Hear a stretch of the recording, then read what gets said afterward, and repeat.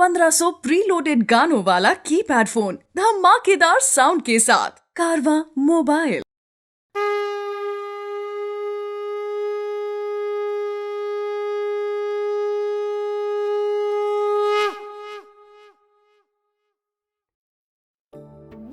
Hare Krishna Krishna Krishna Hare Hare, Hare Ram Ram Ram Hare Hare. Personal versus impersonal. Worshipping the form of God in the temple is better, or worshipping the unmanifest impersonal energy which is spread everywhere? Arjuna asks a direct question, and Lord Krishna gives a direct response. Lord Krishna also explains the relative positions of different types of yoga: Bhakti Yoga, Jnana Yoga, Dhyana Yoga, Karma Yoga, Karma Sannyas. So it's very important chapter, and then Lord Krishna explains, among all these transcendentalists, who is the one who is most dear to him. Without delay, let's get started with chapter 12, Devotional Service. This session is dedicated to His Divine Grace A.C. Bhaktivedanta Swami Prabhupada, our spiritual master and the founder and acharya of the worldwide Hare Krishna movement. Let us see verse 1. Arjuna uvacha evam satata yukta ye bhaktastvam paryupasate ye chapyaksharam avyaktam tesham ke yoga vittamah. Arjuna inquired, which is considered to be more perfect, those who are properly engaged in your devotional service, or those who worship the impersonal Brahma, the unmanifested? So it's a direct question. Arjuna is attached to the personal form of God. He has been playing with that two-handed form, and when he saw universal form in the previous chapter, his position as a very intimate devotee of Lord Krishna got disturbed, and he started offering respects on all sides. So Arjuna has always been attached to the two-handed form only, which he requested, Lord Krishna, I am afraid, my mind is bewildered seeing this form, kindly show your original form. But there has also been a class of transcendentalists who worship the impersonal energy, which is also one feature of Krishna. That impersonal energy is situated on the personality of God, but some people tell no, energy is the absolute and the forms are secondary. So Arjuna wants to have his position very clear here. I am attached to your personal form, but please tell me decisively which is better, worshipping the energy or worshipping your form, which I am attached to. So you can see also the words very clearly, Satata yukta ye bhaktas tvam paryupasate. Whether bhakta, your devotee, is better, who is satat means always, devotee has no other business, but always he is engaged in the service of Krishna. Whereas other class of transcendentalists, what do? Aksharam avyaktam. Avyak means which is unmanifest, aksharam, which cannot be described, cannot be captured by the senses. So which among the two is better? So let's see what Lord Krishna replies. Shri Bhagavan Vacha Maya Veshya Mano Ye Mam Nitya Yukta Upasate Shraddhaya Parayopetas Te Me Yukta Tamamatah. The blessed Lord said, he whose mind is fixed on my personal form, always engaged in worshipping me with great and transcendental faith, is considered by me to be most perfect. So just see, it cannot be more clearer than this. Mai aveshyam mano yamam, mai aveshyata chetasam. These words Lord Krishna is using very, very regularly in the Bhagavad Gita. Whose mind is mai aveshya, attached to me. Nitya yukta upasate, always he is engaged in upasana, worshipping me. So this is Lord Krishna's verdict. Shraddhaya parayopeta, with great faith, one who is a bhakta, devotee, he is best according to Krishna.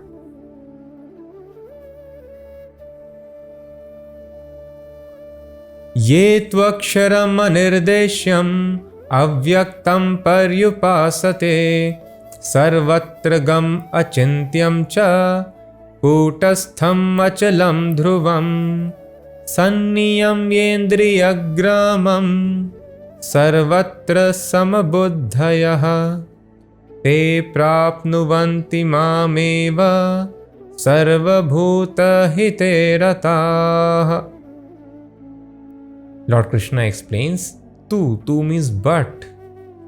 But those who fully worship the unmanifested, that which lies beyond the perception of the senses, the all-pervading inconceivable, fixed and immovable, the impersonal conception of the absolute truth, by controlling the various senses and being equally disposed to everyone, such persons engaged in the welfare of all at last achieve me. So both ways are ultimately going to Krishna. One path is direct, another path is indirect. In this path, what a person is supposed to do? Aksharam anirdeshyam avyaktam paryupasate. So this feature is Aksharam. It is beyond the perceptions, unmanifested, avyaktam. And if you want to advance on this path, then Sanniyam yendriya gramam. First of all, the indriya senses have to be controlled perfectly. So perfectly that all the sensual activity should be completely stopped. Just like a child is completely absorbed in a virtual game, a computer game, he cannot perceive reality unless he stops playing the game, because his senses are engaged over there. In a similar fashion, as long as our senses are engaged in this illusory world, one cannot perceive reality. One cannot understand the existence of spirit or the super spirit, super soul. So when all the actions of the senses are stopped, one stops hearing all the voices outside, hears Omkar from within, and one tries to search the super soul within himself, stop seeing all the external forms, stop talking, stop eating, all the sensual activity should be stopped. That's a very difficult task. Can we imagine a person who is not doing any sensual activity, not eating, not sleeping, not talking? Yes.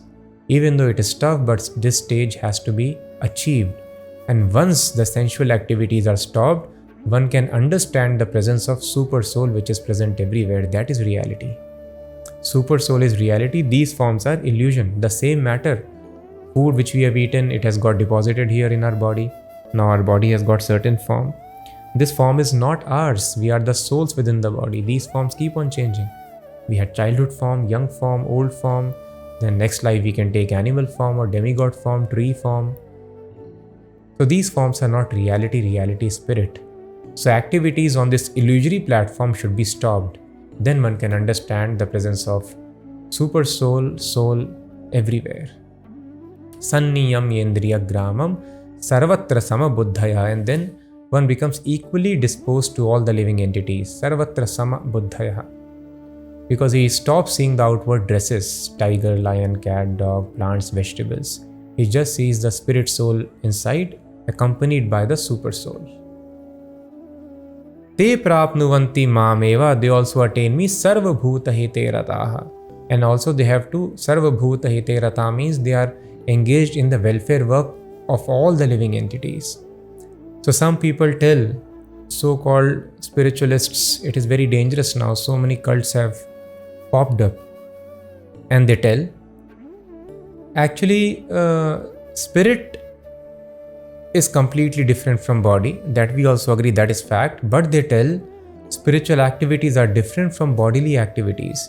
You can eat meat very nicely, and then you can advance in spiritual life also. Because eating is for the body, spiritual life, meditation is for spirit. Yes, that is fact. Matter is different from spirit. But now we are conditioned by this body. You can ask such people who tell you eat everything, you can do anything, and at the same time you can advance in spiritual life. No, complete regulation of mind and body is required, because now we are conditioned by our mind and body. That is why the spirit soul is same in the dog's body and in our body also. Why a dog cannot make spiritual advancement on its own? Because the body is not suitable. So now we are conditioned by this body. So such spiritualists, do they get affected if they touch fire? Yes. So can we tell them you sit on fire and do meditation? No, we have to be cautious. Similarly, don't they eat anything? They get affected by hunger pangs? Yes. So we are getting affected by this body. As long as we are getting affected by the body, we have to discriminate. But there is a class of very advanced spiritualists who are called avadhutas, who have completely realized that I am different from the body. They can do anything and everything on the external platform. But this is very high, very elevated platform. Just like the example is given among the associates of Lord Chaitanya. So many were there on that platform. 3 days they would stay within water. We will die if we stay more than a couple of minutes underwater. But they would remain completely absorbed in samadhi, meditating on Radha Krishna. And within the water, after 3 days, they would come out, they would start dancing, completely unaware of what has happened. They are called avadhutas. So unless somebody is so much advanced that bodily changes are not affecting him, Prahlad Maharaj, you give him poison, he took poison and then poison turned nectar, no effect on the body. So till that stage is attained, one has to consider, one has to follow the rules and regulations, one must have a sattvic conduct in one's life. So you cannot eat meat, sarva bhuta hite rata, one has to be engaged in the welfare of all the living entities. The same spirit soul is in the body of a goat, hen or XYZ. Why we are discriminating? So that is not proper conduct. One has to see equally, sarvatra samabuddhaya, all the living entities on same platform irrespective of the body, and one must engage in the welfare of all the living entities. In this way, when the senses are under control, they are following rules and regulations, seeing everyone on equal platform, te prapnuvanti mameva, they also at last attain me. So although both will attain Krishna, one is a very short process. In this life you can be successful. In another indirect process of worshipping the impersonal Brahm, it will take, as Krishna has mentioned previously, Bahunam Janmanam Ante Gyan Man Mam Prapadyante. Bahunam Janmanam, many births it takes. And then when they are sufficiently purified, when they come across a pure devotee, by his association they can advance in devotional service. Like the 4 sons of Brahma, 4 Kumaras, Chatusanas, they took many births to attain perfection.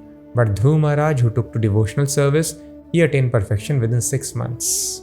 So one is direct process, but another is indirect. But if they stick to their process, they also will attain Krishna in the end. So Lord Krishna is telling the first process is best because this takes a very long time. And another reason Lord Krishna mentions here. Kleshodhikatarastesham avyakta sakta chetasam avyakta hi gatir dukkham dehavadbhir avapyate. For those whose minds are attached to the unmanifested, impersonal feature of the Supreme, advancement is very troublesome. To make progress in that discipline is always difficult for those who are embodied.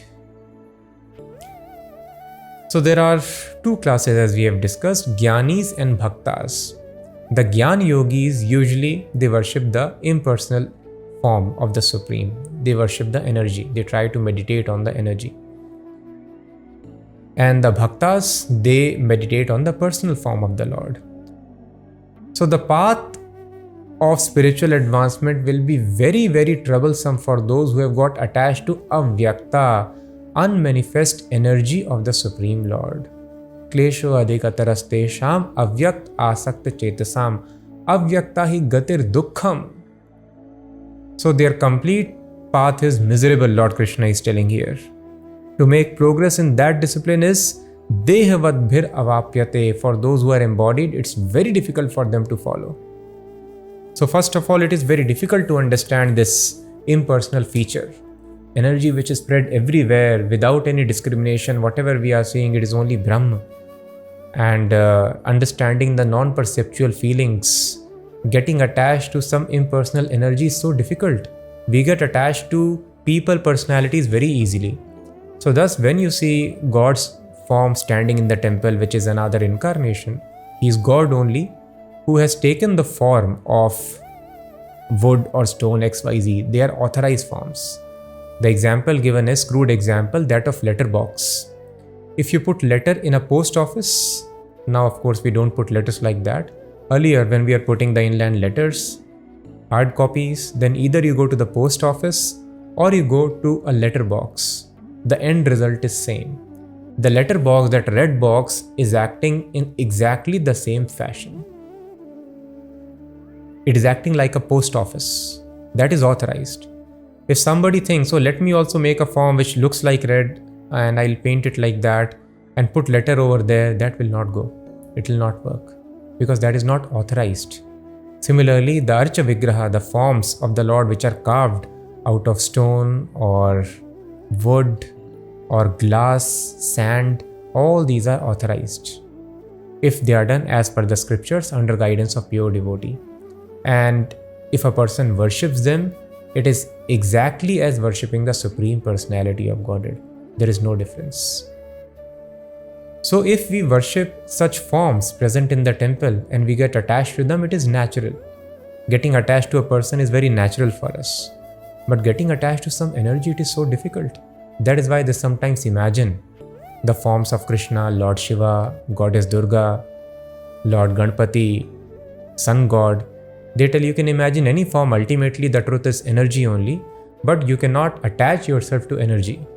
And unless attachment is there for the Supreme Spirit, you cannot make spiritual advancement, you will get attached to matter. So in order to facilitate such attachment to energy, you imagine any form, and once you are attached to that form, you are on spiritual platform, you understand you are not the body, then you give up meditation on that form also, because anyway that is illusory. So thus sometimes impersonalists also may sing bhajans and they may do kirtans and they may meditate upon the forms of Lord Krishna, Lord Rama, Lord Shiva, but their understanding is all these forms are also illusory, they are not real. So thus it is very, very troublesome. Either they will do such misrepresentations that these forms are illusory and try to do some stopgap arrangement till the time we get liberated. Let us meditate on this form. Others, they try to meditate upon the impersonal feature. So Krishna is telling, kleshaha adhikatarastesham. Their path is very troublesome because they have to understand non-perceptual feelings, get attached to some energy, very tough. Over and above that, they have to artificially control the senses. The material activities of the senses should be stopped, but devotee, by engaging the senses in spiritual service of Krishna, automatically stops their material activities. So impersonalists, they have to stop eating completely. Go sit down in the jungle, reduce your eating. Like Dhruv Maharaj, he was taking some fruits and berries, then he was taking just dry leaves, then he was drinking just water once in a week, then he was just inhaling air, and then inhalation of air also he stopped finally. So if one is able to do that, it is very, very tough, very, very troublesome. Whereas devotee, he also stops his material eating, because whatever he is eating is prasadam, the food which is offered to Krishna, that is spiritual, and he eats as a matter of service. So that is why devotees don't tell, I am eating prasadam. We tell, I am honoring prasadam. Prasadam is another form of Krishna, spiritualized food. So I am honoring prasadam. When we eat, we say that. So thus devotee also controls the eating on material platform in a very simple way by spiritualizing one's eating. A devotee has tendency to fight. To control one's tendency is tough. So impersonalist has to stop the activities, but devotee will fight if fighting tendency is there, but he or she will fight for Krishna, like Arjuna is fighting here. In this, Bhakti Yoga is very easy. Simply the activities are brought to spiritual platform. Activities need not be stopped. But if you have to tell you stop all the activities, such path is very troublesome. So such strict control of the senses, artificially repressing them, suppressing them, and thus it is very troublesome. And ultimately, because the truth is that Absolute is a person, and the impersonal feature is one of the aspects of that personality of Absolute Truth. So eventually you have to understand the personality, then a person cannot give up the impersonal understanding. So again it is troublesome. In this way, overall this path is very, very troublesome in the beginning and in the long run also. Ye tu sarvani karmani mai sanyasya matparah ananyena yogena mam dhyayanta upasate teshamaham samuddharta mrityu sansara sagarat bhavamina chirat partha maya veshita chetasam. For one who worships me, giving up all his activities unto me, and being devoted to me without deviation, engaged in devotional service, and always meditating upon me, who has fixed his mind upon me, O son of Pritha, for him I am the swift deliverer from the ocean of birth and death. Sarvani karmani mai sanyasya matparaha. So Krishna now is giving contrast from the previous process, which is so much full of troubles. So this other class of transcendentalists, what do? Sarvani karmani mai sanyasya. They give up the activities, but they give up the activities for Krishna. Not simply giving up and not doing any activity, no. So real sannyas means giving up the activities for Krishna or unto Krishna. As Krishna tells, so they will act. This is called Mai Sarvani Karmani Mai Sanyasya Mat Paraha. They are attached to Krishna, attached to me. Mat Paraha. So those who give up their activities unto me, they are attached to me. Ananyena yogena mam dhyayanta upasate. Without any deviation, they are always thinking of Krishna. Dhyayanta. Always they are meditating on Krishna in all the activities that they do. Tesham aham samuddharta mrityu sansara sagarat. This world is called Mrityu Sansar. Sansriti means repeated birth and death. So here repeated birth and death happens in this world. This is ocean of miseries. So from the ocean, unless a person is airlifted, even the best of the swimmers cannot cross. Similarly, we have fallen in this ocean of death. So Krishna is the swift deliverer for his devotees, whose minds are attached to Krishna. They work only for the satisfaction of Krishna. In the other process, they have to make this body, mind very perfect, suitable, so that they can transfer themselves to any location that they desire. But a devotee doesn't have to wait to reach such perfection. Even if a devotee does not know how to transfer the soul among the chakras and raise it to the head, and then from the Brahmarandra, it is busted here, the top of the head, and the soul reaches the desired location in the spiritual world. So devotee need not wait for that process which yogis follow, because Krishna is the swift deliverer. So is it not the better process? Tesham aham samuddharta mrityu sansara sagarat. Aham samuddharta. I am the swift deliverer. In other process, Gyan Yog, Dhyan Yog, they depend upon their own prowess, their own physical mental capacity. But here devotee doesn't have to wait to develop the capacity. So if the capacity is there, that is very good. If they know the art, if they does not know, it does not matter, because Krishna will deliver them. So this is the best process. When Krishna takes charge, when Krishna is willing to take anybody, who can stop, because he is the topmost power. So thus this is the best process as Lord Krishna has recommended. Bhavami na chirat partha. So in the previous process we have seen Bahunam Janmana Mante. It takes many births. And here chirat means long time. Na chirat means not long, very short time. Bhavami na chirat partha. Gyan yogis will take many births, and a bhakti yogi will not take long. Very shortly I will deliver him. So the only condition Lord Krishna is mentioning is Maya veshita chetasam, Maya veshe manoyamam. Mind should be attached to Krishna. So thus one should always chant the holy names of Krishna, engage in service of Krishna under the guidance of his pure devotee spiritual master. This is the way of getting attachment for Krishna. Attachment for Krishna is a property of lovers of Krishna, his pure devotees. When they are pleased with anybody, they can immediately bestow this attachment upon such sincere disciples. So serving the lotus feet of such a spiritual master who is attached to Krishna is the secret for getting one's mind attached to Krishna. Otherwise, artificially, one can read the books, one can do anything, one can chant the names also. Such attachment will not develop. So it so happened that the great king, as I briefly mentioned before about Maharaj Bharat, who was ruler of the entire planet, and then he had to become deer. And from deer, when he took next birth, he understood my mistake was attachment to one deer cub, and thus, even though I was spiritually very advanced, I had to take birth as an animal. Ordinarily, those who follow the path of spiritual life, they get at least a human form. But I did such gross mistake that I had to take this animal form.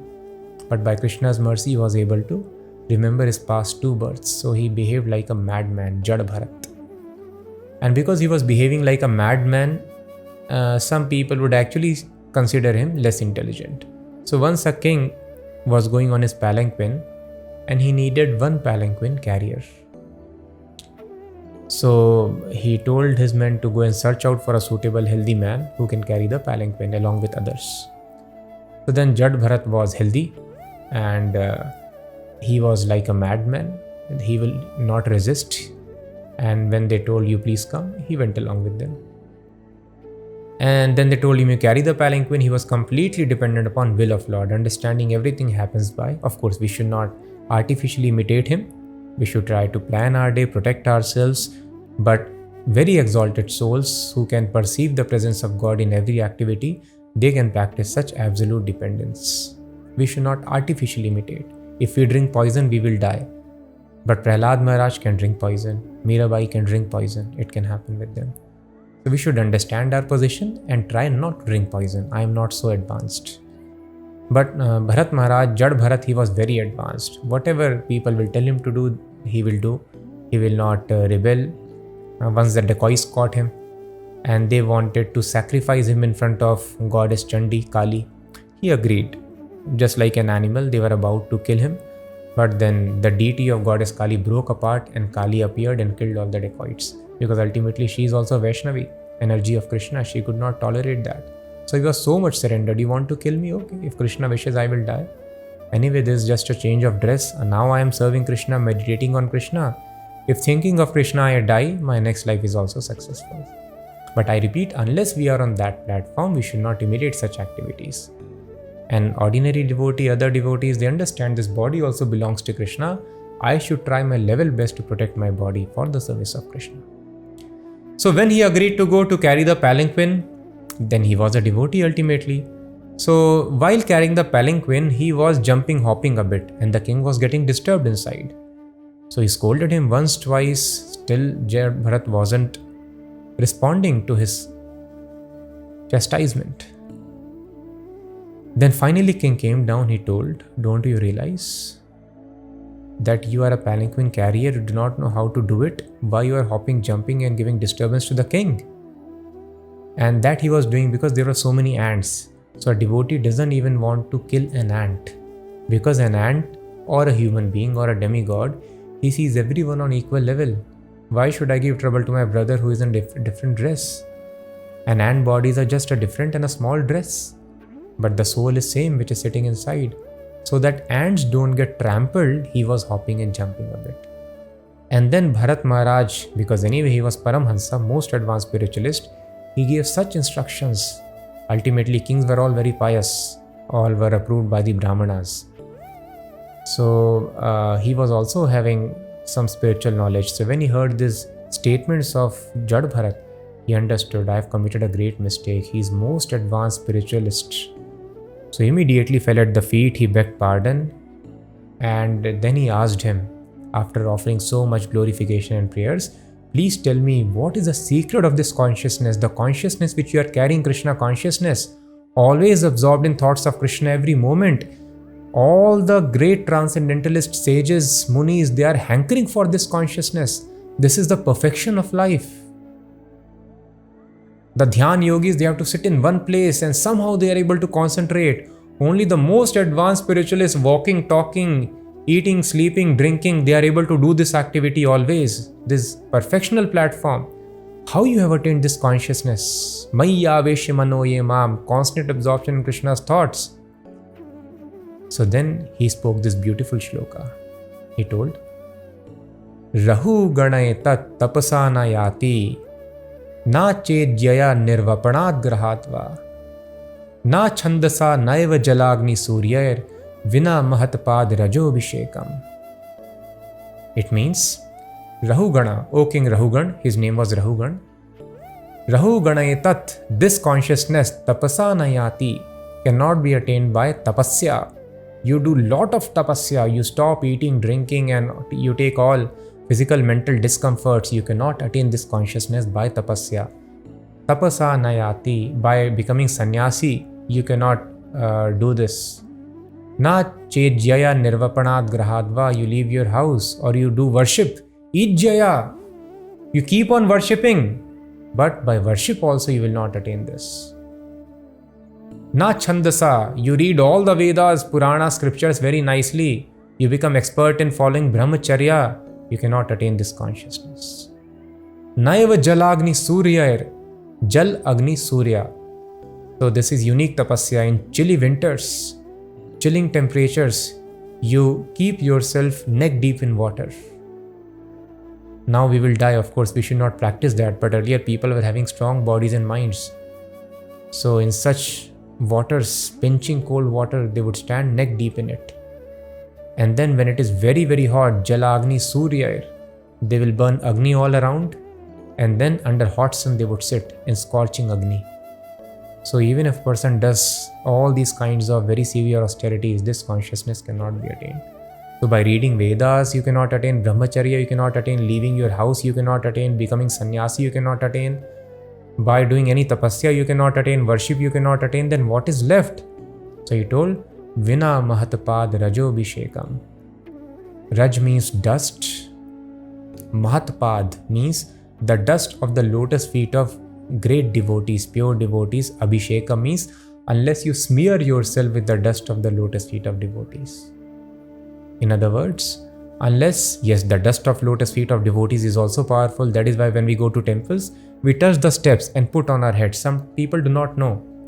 Why am I doing this? I am doing this because I am putting the dust. All the devotees are passing over those steps and I am taking the dust of the steps of the devotees.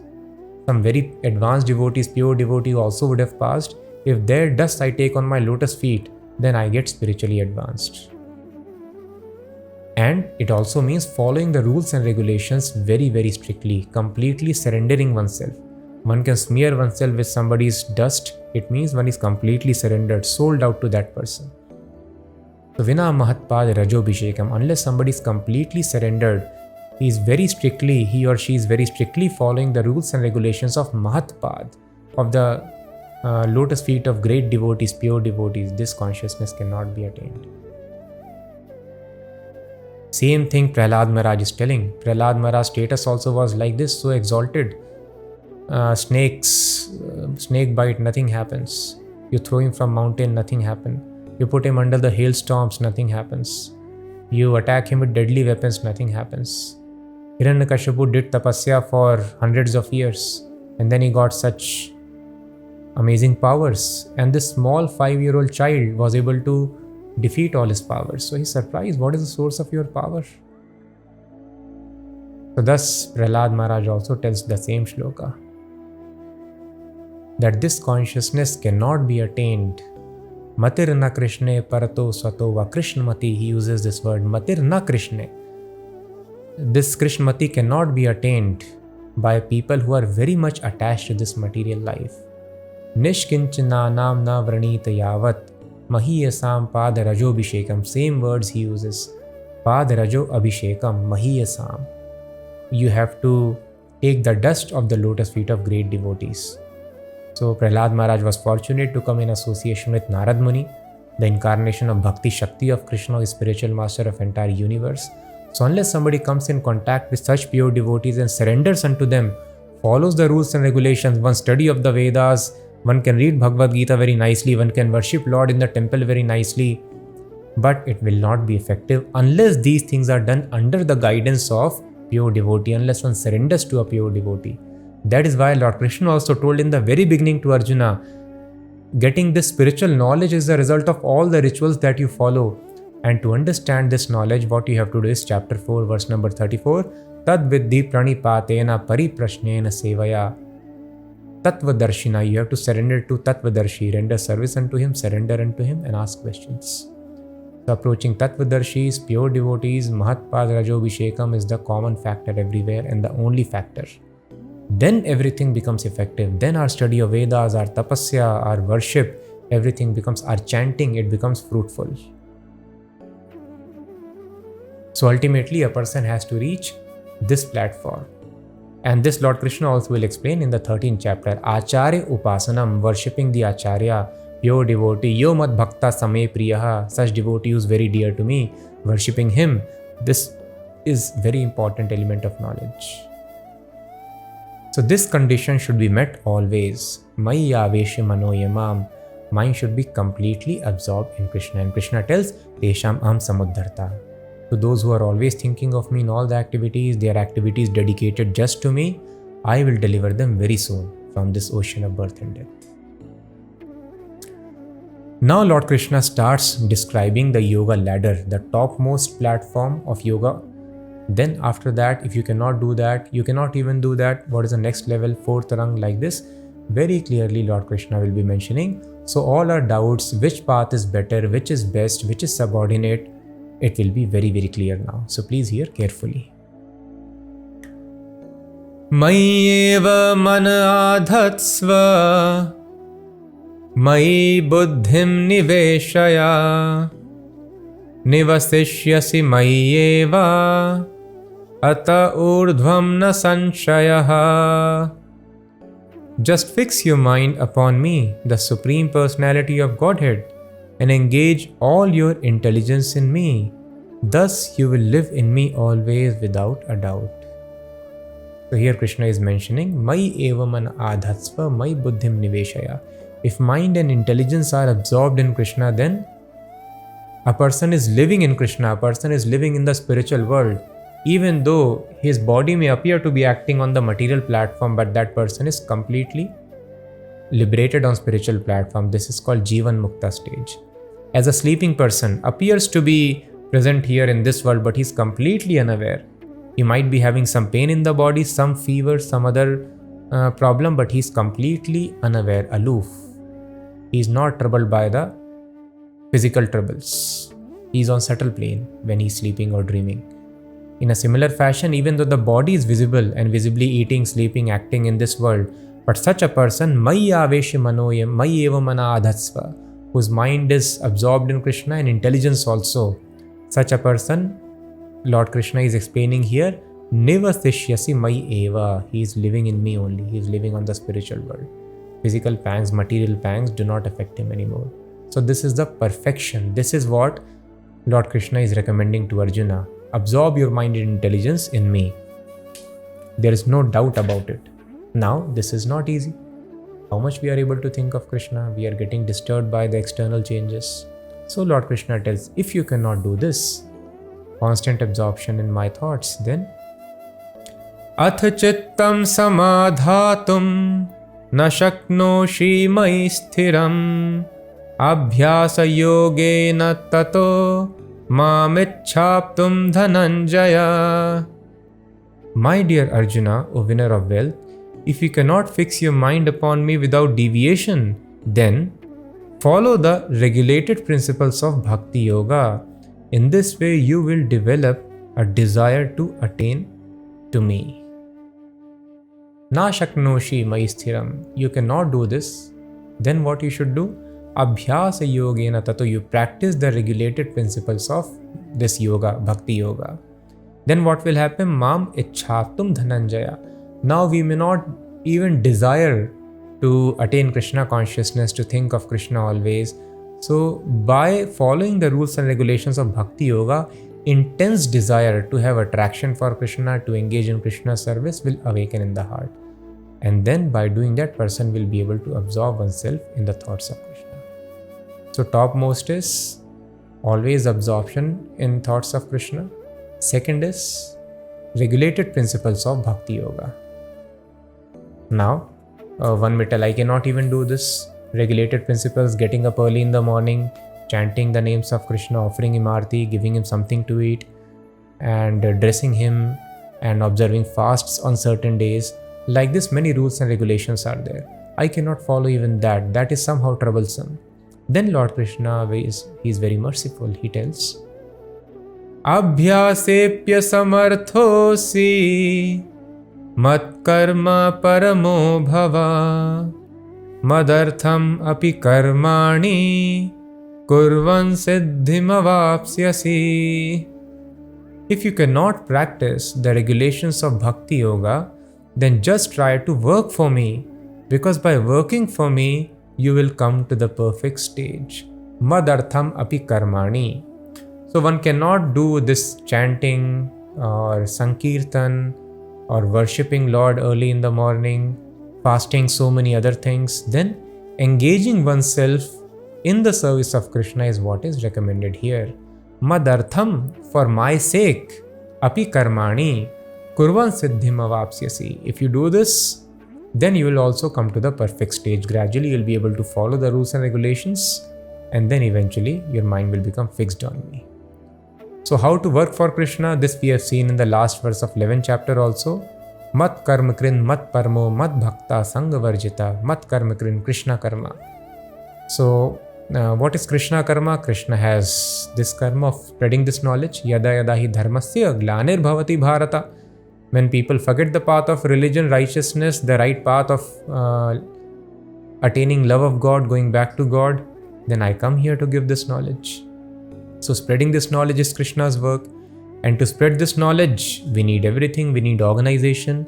We need so many resources, financial resources. So if one has money, one can contribute money to such an end. If one has got any skills, one knows the art of civil engineering, you can please come and render services by constructing the establishment for Krishna. If you have your other skills, I am very expert floor cleaner. Come and clean, sweep the floor of Krishna. That is also Krishna karma.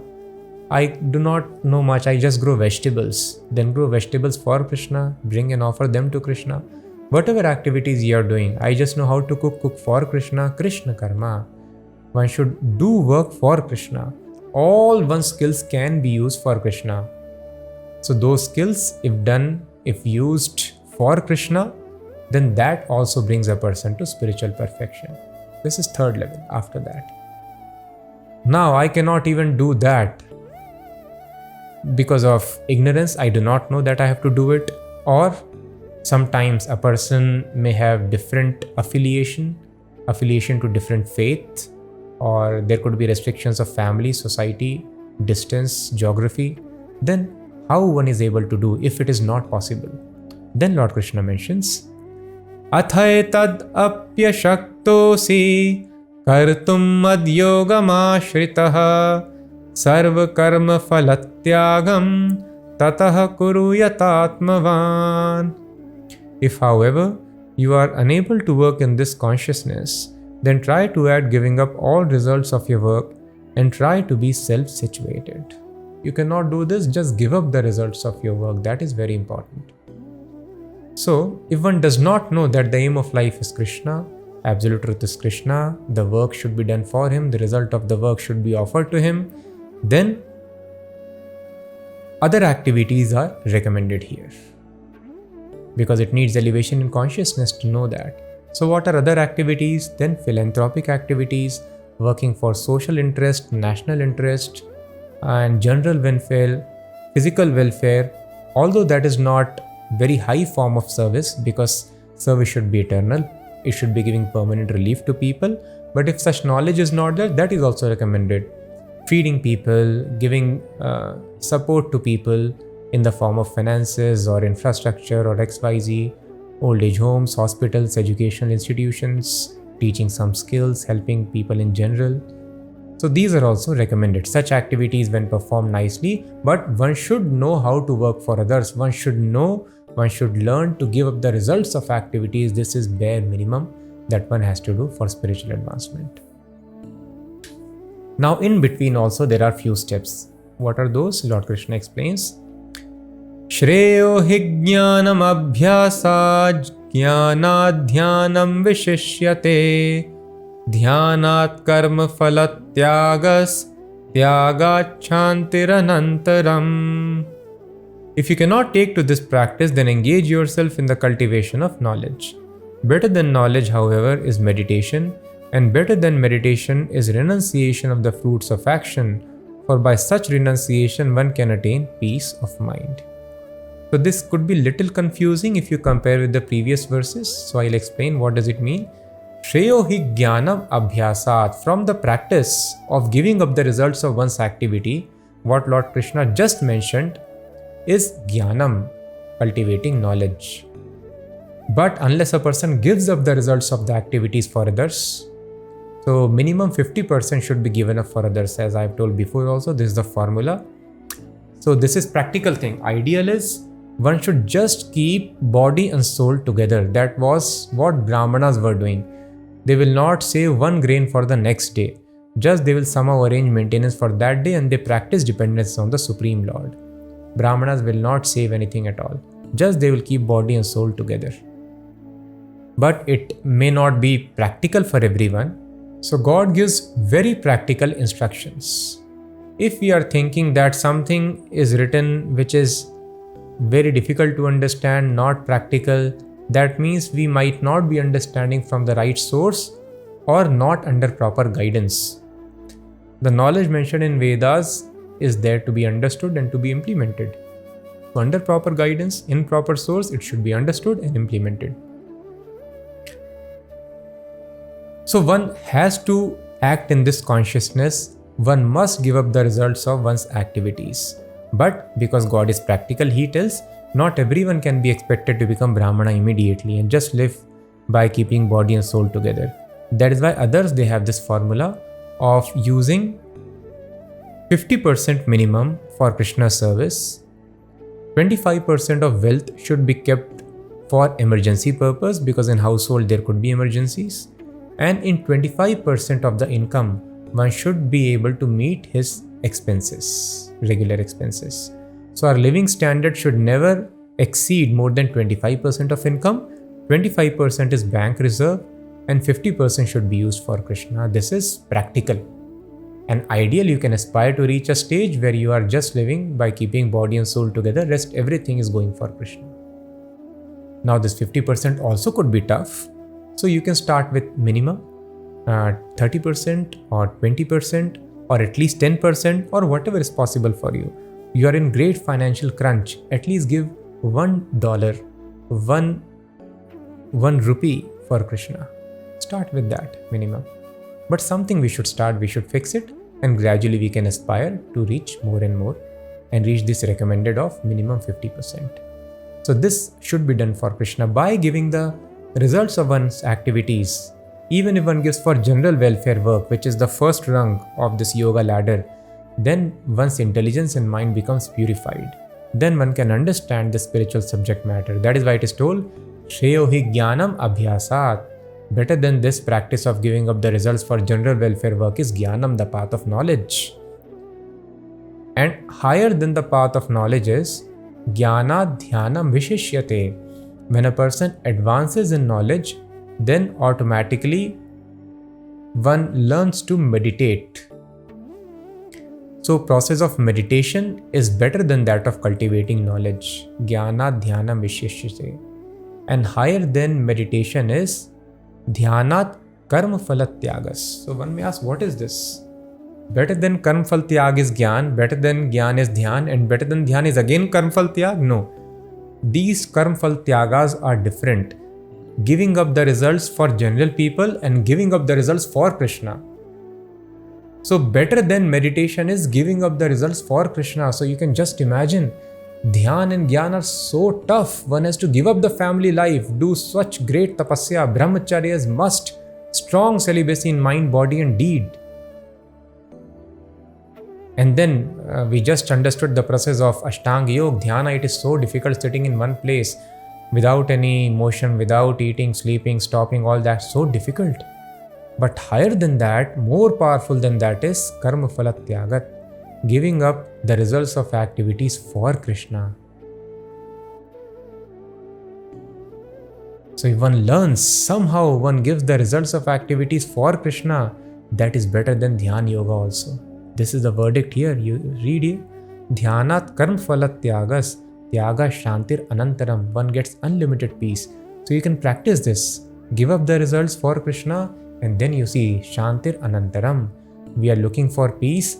Peace and war both are created by Krishna. Happiness and distress both are created by Krishna. You give up the results of activities for Krishna, practically you will experience anantaram shanti. Antar means interval, without any interval, constant peace. One will be able to, even householders will be able to relish the consciousness of a sannyasi if they follow the practical principles of Bhakti Yoga and give up the results for Krishna, minimum 50%. Then consciousness of sannyasi, anantaram, the peace for which we were always hankering, we will find that peace. So here very beautifully Krishna has explained this yoga ladder. So the bottommost rung is engaging in one's duties. Brahman, Kshatriya, Vaishya, Shudra was the Varnashrama system. Now whatever job, business, occupation we have, we can do that, but give up the results for general work if there is no higher sense. But if we can follow Gyan, then that is better. Understanding what is truth by reading the Vedas, Upanishads, Bhagavad Gita. Higher than that is Dhyan, the process of meditation on the super soul within the heart. Higher than that is giving up the results for Krishna, Yaga Shantir Anantaram. Higher than that is, Lord Krishna has mentioned, Madartham api Kaunteya, working for Krishna. So what is the difference between giving up the results of activities for Krishna and working for Krishna? So one does not exactly want to work for Krishna. Krishna is telling you do this activity. No, I am attached to that activity, but I will give the results to you. Just like one son is telling, no father, I don't want to work with you, but I will give you maintenance. I will give all my money to you, but I want to do this kind of job. I want to live away from you. So this is also better. At least he's supporting the family, supporting the father, parents. But a better, more obedient child would say, yes father, you will please tell me, what should I do? You want me to be here? I will be here with you, no problem. So that is higher stage. So giving up the results of Krishna means a person is attached to the results. He will enjoy and give up for Krishna also. But higher than that is working just for Krishna under the direction of Krishna. And higher than that is engaging in rules and regulations of Bhakti Yoga, getting up early in the morning, Brahm Muhurta, taking bath at least twice a day, and worshipping the Lord in the temple, chanting, doing kirtan, offering food to the Lord, regular reading of the scriptures. And higher than that, the topmost level is always the mind is absorbed in thoughts of Krishna, intelligence is absorbed in Krishna's service. All the limbs are completely engaged in service of Krishna. For one moment, a person does not forget Krishna. This is the topmost platform. So in this way, gradual elevation is sought in spiritual life. So very clearly, Krishna has explained this. This is called yoga ladder. Everything is yoga. So a person is expected to keep moving upwards. But when a person stucks at some level, then he is known by the respective rung. When has got stuck at the Gyan level, he is called Gyan Yogi. When has got stuck at Dhyan level, he is called Dhyan Yogi. Otherwise, Yogi means he should be progressive, should keep on moving upwards. And finally, he should reach Mai eva mana adhasva, Mai buddhim niveshaya, mind intelligence completely absorbed in Krishna.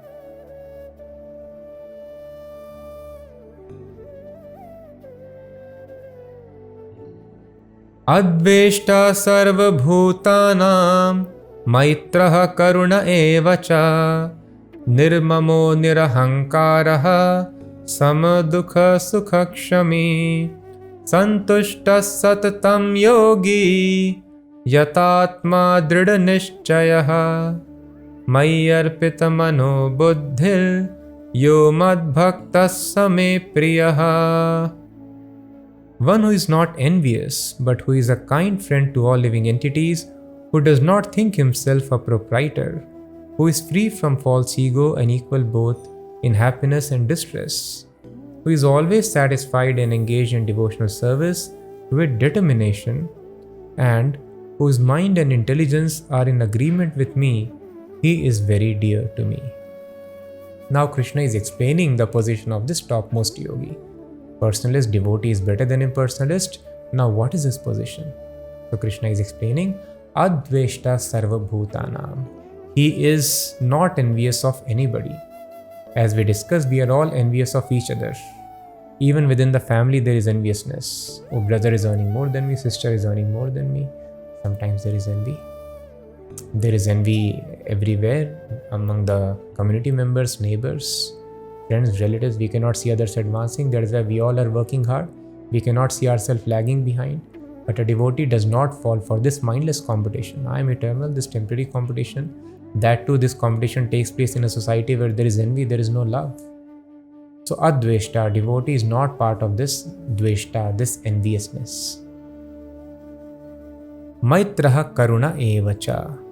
He is very, very friendly, very, very compassionate to all the living entities.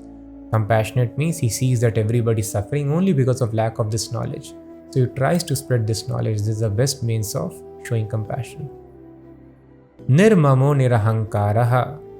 He does not have any sense of mama, proprietorship, because Nirahankaraha, he does not have ahankar, false ego, that I am the body.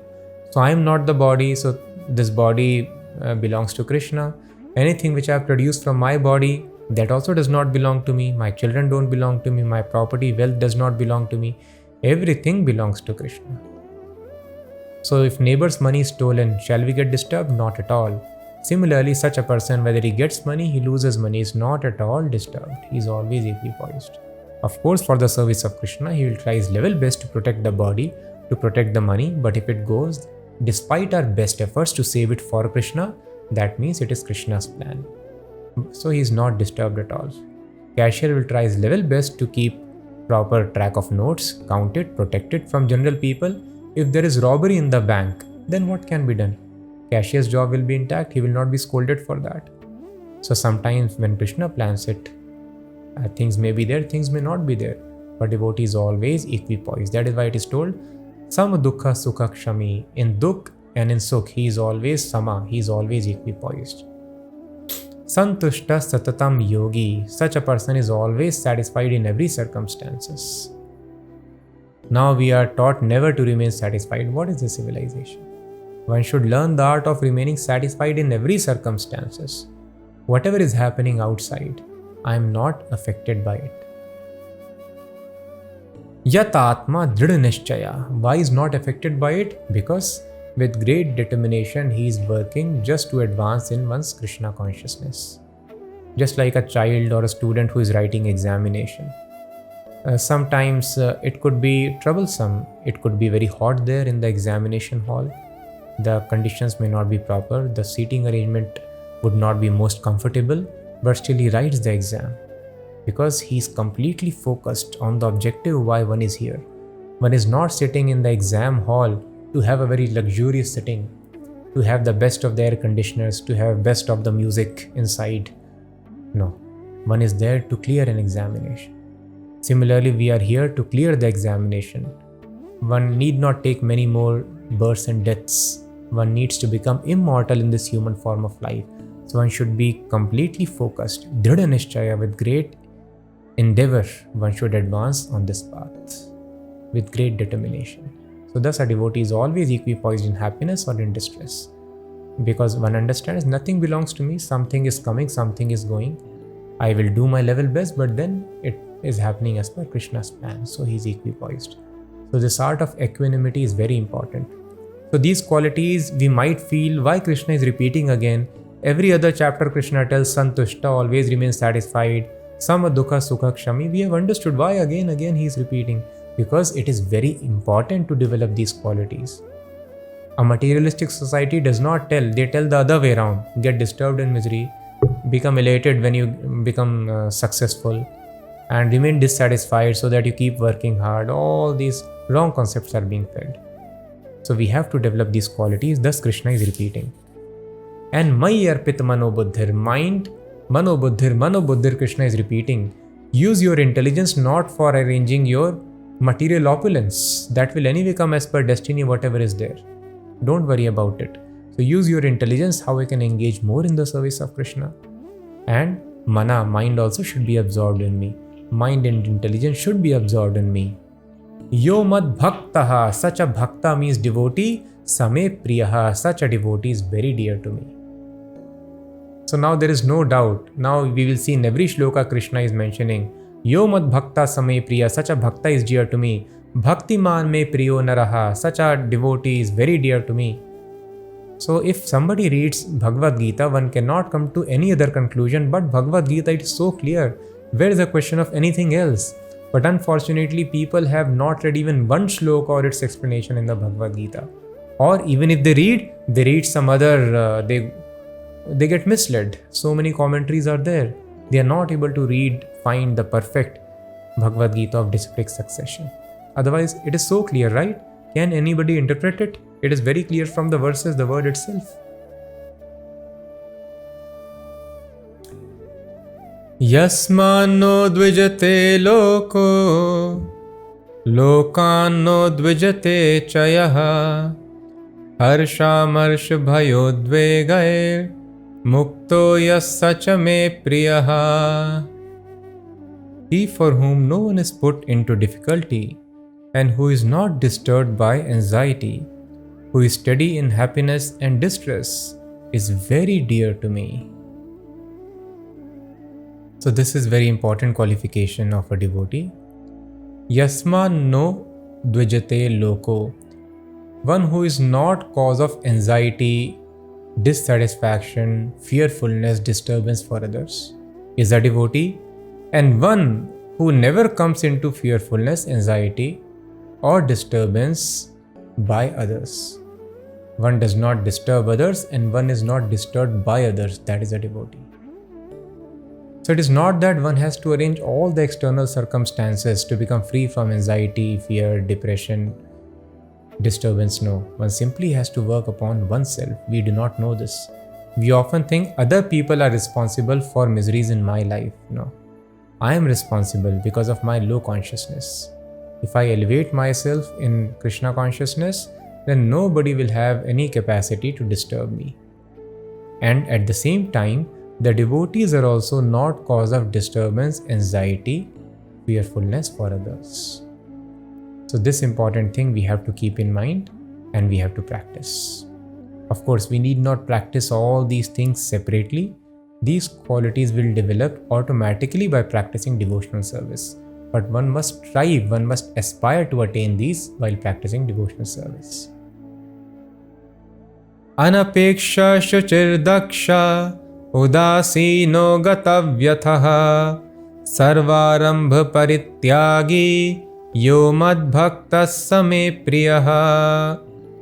A devotee who is not dependent on the ordinary course of activities, who is pure, expert, without cares, free from all pains, and who does not strive for some result, is very dear to me.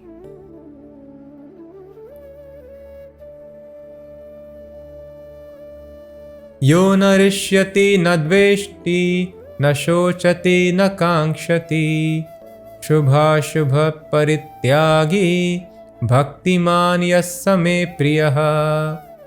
One who neither grasps pleasure or grief, who neither laments nor desires, and who renounces both auspicious and inauspicious things, is very dear to me. So just see every verse Krishna is mentioning, Bhaktiman yasame priya, Bhaktiman yasame priya. The devotee is dear to me. Bhakta te tiva me priya. The devotee is dear to me. So Krishna very clearly wants to tell Maya Veshimano Yemam Nitya Yukta Upasate, who is always Upasate, worshipping me, mind absorbed in me, attached to me. He is very dear to me. Devotee is very dear to me because he is having all these qualifications. So there is no doubt that only a devotee, bhakti yogi, is dear to Krishna, most dear to Krishna. Na rishyati na dveshti. Same qualifications of equanimity. Because he understands this material world is illusion. In illusion, there is no need of being happy or coming under stress. So, na rishyati na dveshti, neither grasps pleasure or grief. Na shochati na kankshati, does not aspire for anything, does not lament for anything. Because he is thoroughly convinced presence or absence of anything does not make me happy or under stress. But presence or absence of Krishna consciousness makes me happy or in distress. One who has Krishna consciousness can remain happy despite all material odds. One who does not have Krishna consciousness cannot be happy despite all material comforts. So coming and going of material pleasures, pains, opulences or people does not impact him at all. So this is wrong education that you will be happy when you attain something. Thus everyone is working very hard to attain something. If they don't attain, they are in lamentation, shochati. And if they attain somehow, that happiness is also not satisfying to the heart. This is propaganda. That if you attain this, you'll be happy. Movies will do propaganda. They lived happily ever after.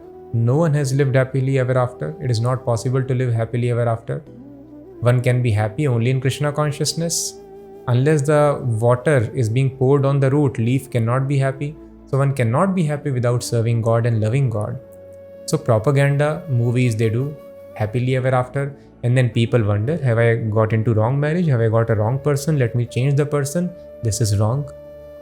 And all the other companies will tell, this is very nice job. There is job satisfaction. One thinks, let me change the job. I'll be happy. No, sir, it is not possible. It is just propaganda. The coaching institutes will do propaganda. You crack this examination and then you see you are so happy, such name, fame, recognition. Those who have cracked such examinations, they see there is not much difference in life. Maybe I should do something more. This is just propaganda, just propaganda.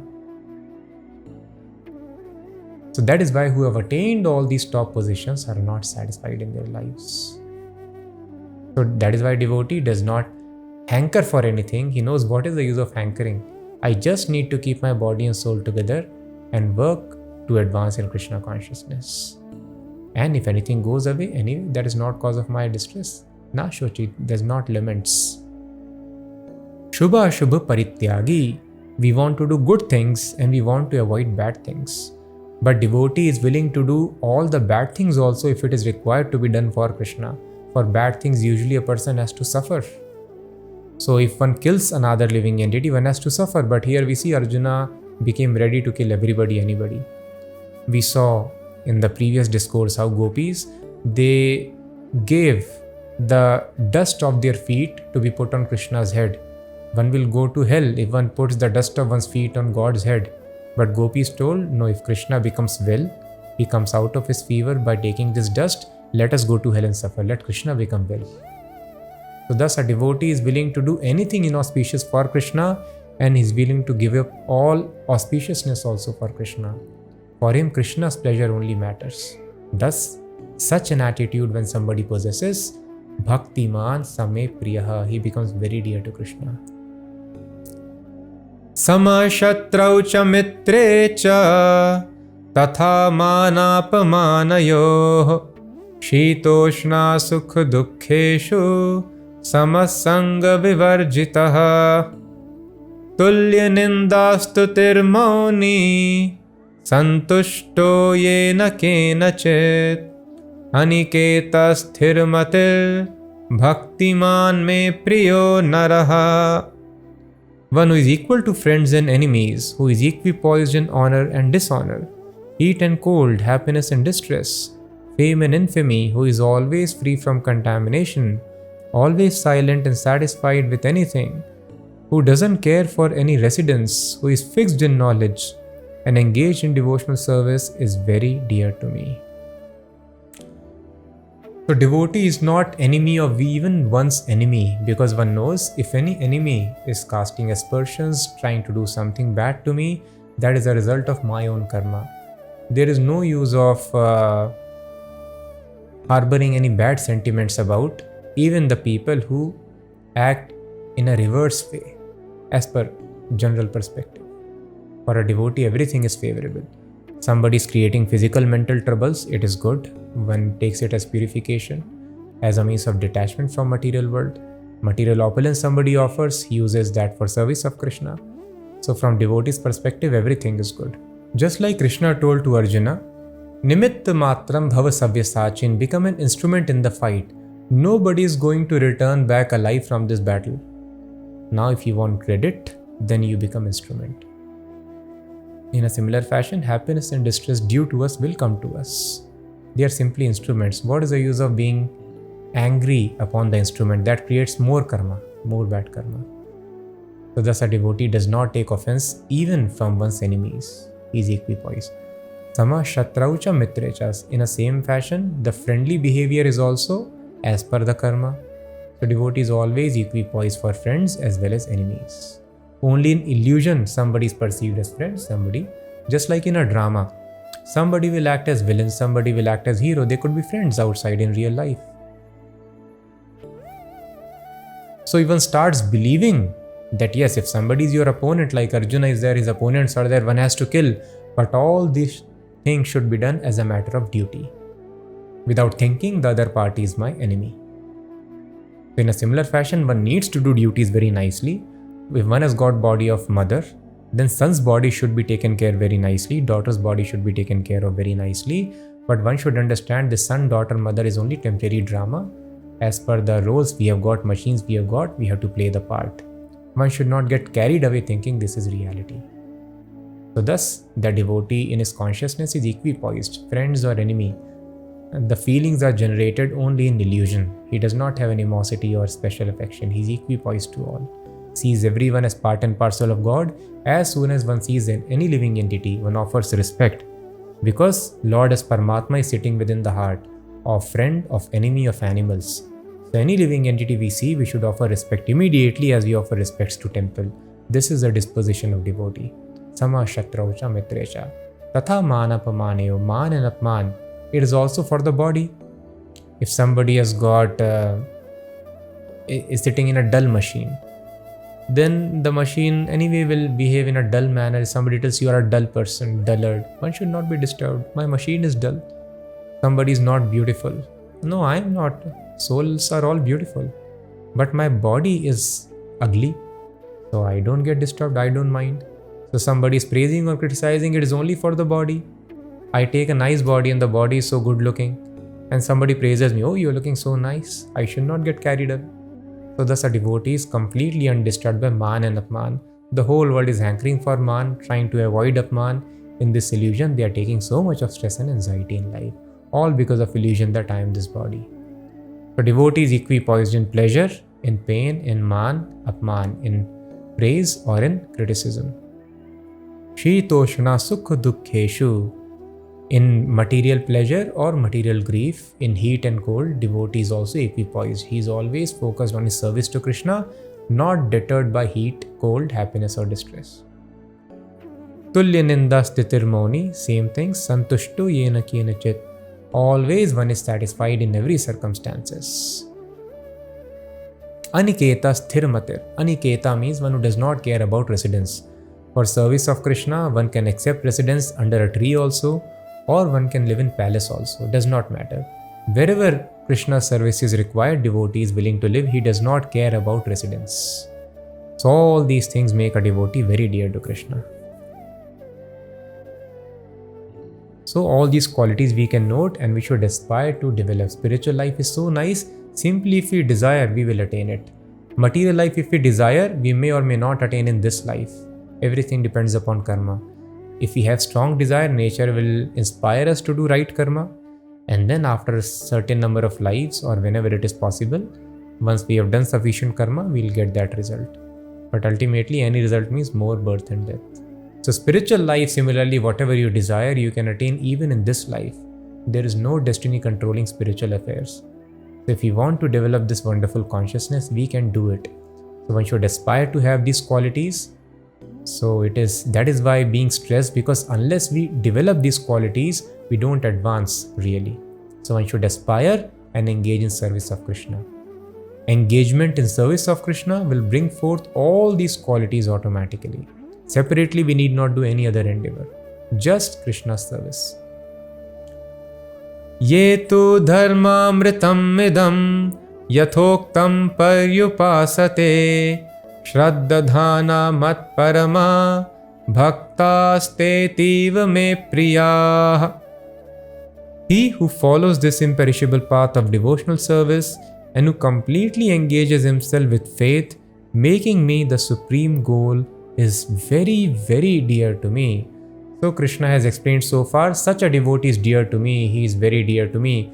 Now Krishna is mentioning Ativ means very, very dear to me. Who is very, very dear to Krishna? Ye tu dharmamritam idam, who follows this imperishable path of devotional service, who completely engages himself with faith, Shraddha Dhana Mat Parama, making me the supreme goal. So one should not simply get stuck in these qualities or engage in bhakti for some other motive. One should just have Krishna only as the ultimate aim of life. One whose aim of life is Krishna and who follows this path, such a devotee is very, very dear to Krishna. And then there is one devotee who is most dear to Krishna. Nobody has been dearer. Here Krishna has mentioned various qualities. You don't get disturbed by happiness and distress, you are dear to me. Don't care about residence, you are dear to me. And you don't hanker for anything, don't lament for anything, you are dear to me. But there is one qualification Krishna tells, that Krishna mentions at the end of Bhagavad Gita. Nobody has ever been dearer to Krishna, and nobody in future also shall ever be so dear to him as this person. Who is this person? 18th chapter Krishna writes. So entire Bhakti Yoga is being dear to Krishna. The more we become dear to Krishna, pleasure in devotional service, spiritual life comes. We get all the knowledge. Who am I? What is God? What is our relationship? Everything follows automatically. Simply one has to become dear. So the person who is most dear to Krishna, Krishna mentions at the end of Gita is Nacha tasman manusheshu kaschin me priya krittamaha ya imam paramam guhyam mad bhakteshu abhidhasyati. One who explains this knowledge to others, preaches to others. This is a secret. First secret is to understand Bhagavad Gita, and second secret is to spread this knowledge to others. Then we become most dear to Krishna. So with this ends this very important chapter, devotional service. These very important verses are chanted, just 20 verses in many ceremonies, Abhishekam ceremonies in all the temples, because all the confusion is completely sorted out, and the topmost position, the topmost personality is completely, very clearly, without any doubt, explained in these verses. So let us try to assimilate, let us try to develop these qualities. With this, the sandwich portion, the stuff, the most important matter is there in between the bread loaves of the sandwich. So similarly in Bhagavad Gita, the most important section has been very carefully preserved in the middle, that is Bhakti Yoga, the middle 6 chapters. First 6 chapters Karma Yoga we have studied, now last 6 chapters Jnana Yoga. This Jnana Yoga also is very important, because if you follow simply Bhakti Yoga, that is very nice. Just you can engage in service of Krishna. But as we have discussed, we are prone to use our discretion and deliberation in this age. And culture also is not so strong. If somebody gives some false arguments, we may deviate and leave the path. So that we become firmly fixed on this path, this process of Jnana Yoga, understanding, analyzing the path of extricating oneself from this material nature, how living entity gets trapped, all this knowledge is very, very helpful and important. Let us understand this wonderful what is this nature, how does it behave, how does one get trapped, how to come out of it. This wonderful knowledge will be explained henceforth. So very soon we'll meet with chapter 13. Thank you so much for hearing. Keep on chanting always. Hare Krishna.